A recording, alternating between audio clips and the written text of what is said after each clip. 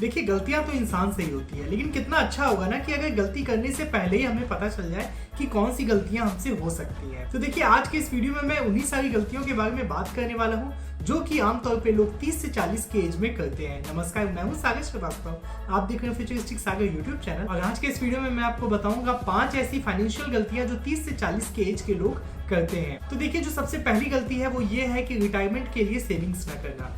30 से 40 के एज में लोग ये समझते हैं कि अभी रिटायरमेंट के लिए सेविंग्स क्या ही करना, लेकिन बहुत सारे लोग ऐसे होते हैं जो अपनी रिटायरमेंट का काफ़ी ज़्यादा खासा ध्यान देते हैं। तो ऐसे में अगर आप फाइनेंशियली अगर ध्यान नहीं देते हैं कि आपको रिटायरमेंट के लिए कैसे प्लानिंग करनी है सेविंग्स के लिए, तो फिर आपके लिए ये बहुत ही ज़्यादा क्रूशियल टाइम है। आपको अपने रिटायरमेंट के लिए सेविंग्स करनी होगी, थोड़ा थोड़ा करके आपको पैसा बचाना होगा। और अगर आप जल्दी से जल्दी सेविंग्स करना शुरू करेंगे अपने रिटायरमेंट के लिए, तो फिर पावर ऑफ कंपाउंडिंग से आपके पैसे उतने ज्यादा बढ़ते हुए आपको नजर आएंगे। और जो दूसरी सबसे बड़ी गलती है वो ये है कि लाइफस्टाइल इन्फ्लेशन।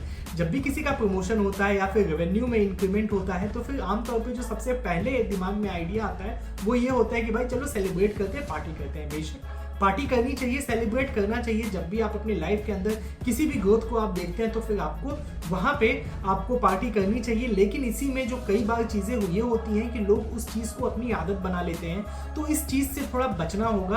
आपको ये समझना होगा कि आपके पास अगर पैसे बढ़े हैं तो फिर खर्चे ना बढ़े। अगर आपके पास पैसे बढ़ते हैं तो फिर आपको इस चीज को सुनिश्चित करना होगा कि आप अगर सेविंग्स अगर कर ले, जो एक्स्ट्रा पैसे आपके बच जा रहे हैं, क्योंकि लास्ट टाइम तो आपका उतने में तो एक्सपेंसेस अगर निकल जा रहे थे, तो फिर आपके पास तो एक तरीके से बोनस ही हुआ ना। तो फिर आपके पास जो एक्स्ट्रा पैसे बच रहे हैं उसको सेविंग्स करना शुरू कीजिए। और आपके अगर बच्चे हैं तो फिर उनके एजुकेशन में किसी एक्स्ट्रा करिकुलर एक्टिविटीज की तरफ आप उसमें इन्वेस्ट कर सकते हैं, जिससे कि आपके बच्चों का भी फ्यूचर काफी ज्यादा बेहतर होगा। देखिए तीसरी जो सबसे बड़ी गलती है वो ये है कि इमरजेंसी फंड ना होना।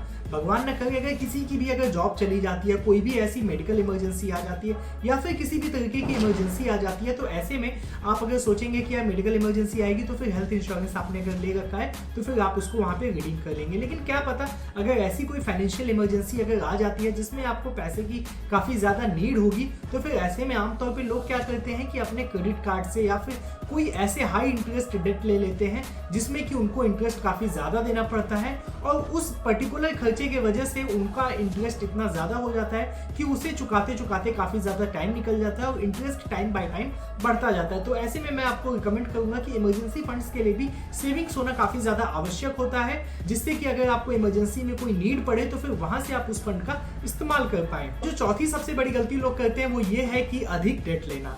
यानी कि बहुत सारे लोग ऐसे होते हैं जो काफी ज्यादा डेट लेते हैं, लोन लेते हैं, हाई इंटरेस्ट पे लोन ले लेते हैं। और आपको इस चीज को समझना होगा कि आपको इतना लोन नहीं लेना है। लोन कैसे लेना है, मैं अगर आपको सजेशन दूं तो फिर आपको इतना समझना पड़ेगा कि आपका जो डेट टू इनकम का जो आपका रेशियो है उसको आपको कैलकुलेट करना पड़ेगा।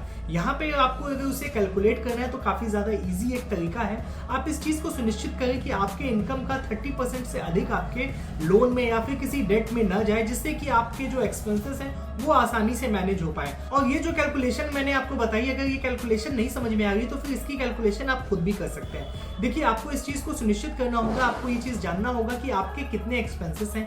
आपके एक्सपेंसेस मैनेज होने के बावजूद आपको थोड़ी सी सेविंग्स करने की आवश्यकता है, और उसके बाद आपके जो डेट्स हैं या फिर आपको अगर लोन लेना है तो फिर आप कितने का लोन ले सकते हैं और आप उसमें कितना लोन लेने के बाद आसानी से उसे रीपे कर सकते हैं या फिर उसकी इंस्टॉलमेंट्स को आप पे कर सकते हैं। तो फिर आपको इस चीज को समझना होगा और फिर उसके हिसाब से अगर आप लोन से या फिर डेट को लेंगे तो फिर आपको इसमें आसानी रहेगी। और जो पांचवी सबसे बड़ी गलती है वो ये है कि सफिशिएंट इन्वेस्टमेंट ना करना। आपने देखा होगा कि साल दर साल हमें इन्फ्लेशन को फेस करना पड़ता है। लगातार जो पैसे की कीमत होती है हमारे कम होती जाती है, 8% 10% ईयर टू ईयर, ये डिपेंड करता है कि कितना हो रहा है, लेकिन हमें ये इन्फ्लेशन देखने को मिलता है। अब ऐसे में अगर आप अपने सेविंग्स को सिर्फ और सिर्फ अगर बैंक अकाउंट में रखते हैं तो फिर वहां पे आपको जब महंगाई अचानक से बढ़ती है या फिर लगातार बढ़ती हुई नजर आती है तो फिर वहां पे हमें प्रॉब्लम देखने को मिलती है। तो ऐसे में आपको आवश्यकता है कि आपको अलग अलग फंड्स में आपको इन्वेस्ट करना, जैसे कि आप म्यूचुअल फंड्स आप कर सकते हैं, SIP कर सकते हैं, लमसम कर सकते हैं। अगर आप इसके बारे में भी अगर आप जानना चाहते हैं तो आई बटन पे क्लिक करके आप इसके बारे में जान सकते हैं कि SIP करना ज्यादा बेहतर रहेगा कि लमसम करना ज़्यादा बेहतर रहेगा। साथ ही में आपको अलग अलग स्टॉक्स के अंदर आपको पोर्टफोलियो बनाने की भी आवश्यकता होती है, आपको अच्छे स्टॉक्स का सिलेक्शन करना होता है। अगर आपको ये सारी चीज़ें नहीं आती हैं तो आप इस चैनल को सब्सक्राइब करके बेल आइकन को अगर आप प्रेस कर देते हैं तो इससे रिलेटेड मैं वीडियोस लेके आता रहता हूँ। इसके अलावा अगर आप मेरी वीडियोस देख के अगर आप स्टॉक्स को सेलेक्ट कर लेते हैं तो आपको इसमें अपनी खुद की भी रिसर्च करने की आवश्यकता होती है। वैसे आपको अलग अलग स्ट्रीम्स में आप अगर इन्वेस्टमेंट करते हैं तो फिर वहाँ पे आपकी जो इन्फ्लेशन होती है या फिर अचानक से जो महंगाई बढ़ती है तो फिर वहाँ पे आपको उतनी ज़्यादा प्रॉब्लम फेस करने को नहीं मिलती है।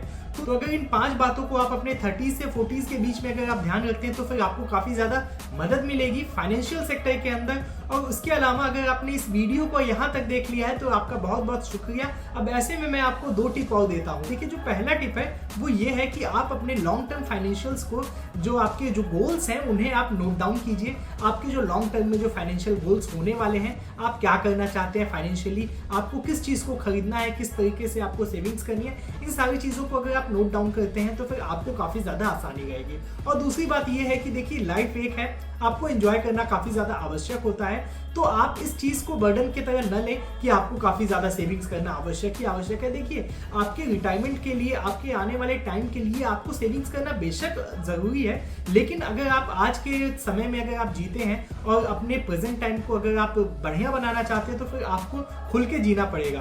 तो ऐसे में आपके जो एक्सपेंसेस हैं आपको थोड़ा सा मैनेज करना पड़ेगा बस, और उसमें कुछ बड़ी चीज़ नहीं करनी है।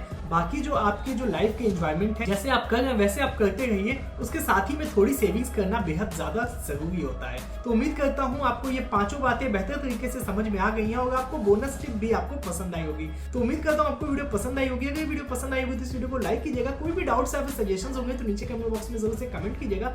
सब्सक्राइब करके बेल आइकन को प्रेस कर दीजिएगा फाइनेंस और स्टॉक मार्केट से रिलेटेड इन्फॉर्मेटिव वीडियोस देखने के लिए। मिलते हैं नेक्स्ट वीडियो में, तब तक के लिए जय हिंद, जय भारत।